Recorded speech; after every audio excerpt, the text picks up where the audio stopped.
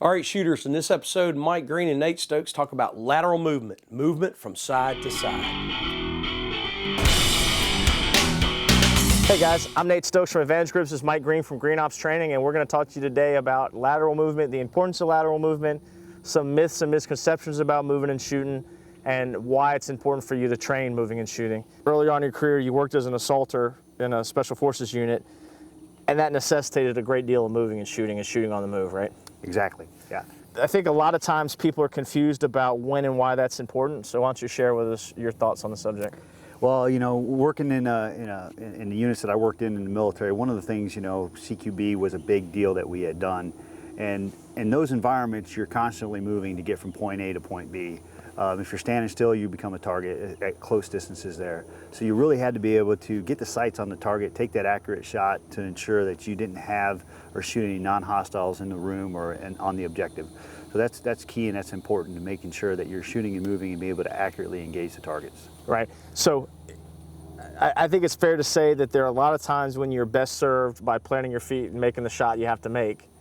But there's also times when having the ability to shoot on the move or even just move and then shoot are both really important, and it's something we should train and practice. Oh, definitely.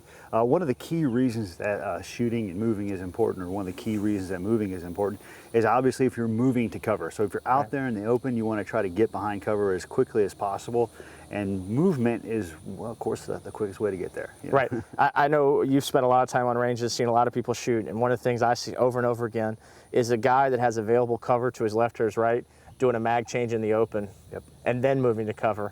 And I think that's backwards. You should probably get over there to something that'll stop some bullets before we start trying to reload the gun. Excellent. Yeah, of course. You know, loading behind cover and then obviously, you know, shooting to get to that cover are very important skill sets. Right.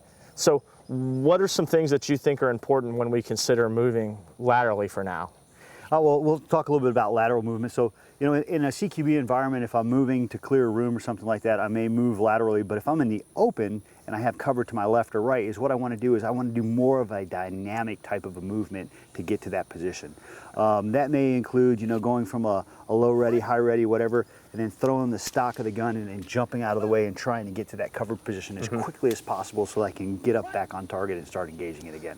So what I hear you saying is when it's time to move, it's time to move. Oh, definitely. Right, definitely. so we shouldn't be worried about trying to address a threat. We should get the gun in a position where we can move quickly and go, get where we're going, and then deal with that threat, you know, fast as possible versus, you know, doing neither shooting nor moving very well by trying to do both. Exactly, yeah, there's a time and a place for that, yeah, right. Definitely. Okay. What are some techniques that you think are important for people to incorporate when they're trying to learn to move dynamic? Like, what do you like to do with your rifle stock? Well, first thing is what I'd like to do is a lot of people when they get on the range, they want to move in a different manner than they normally would. So if I was standing, you know, facing a target or a threat, and I had some form of cover to my right, you know, I wouldn't, you know, keep the gun up and then slowly step over or move in a position where the gun is bouncing around. You know, I want to get there as quick as possible, and that may include something like just a lateral quick push off, or maybe a skip to a hop to a jump. But either way, it's quick. Thanks for your insights. I'm Nate Stokes from Advantage Group. Mike Green from Green Ops. Thanks for watching Trigger Time. Trigger Time TV is brought to you by White Feather Precision Shooting, Glock, G-Code Holster, Bravo Company Manufacturing, Bravo Company USA, Silencer Co., Innovative Gunfighter Solutions, Kinetic Development Group, Nighthawk Custom, Brute Force Training, Longtail Outfitters, Flint River Armory, Zero Tolerance Knives, and ammunition provided by Precision Delta.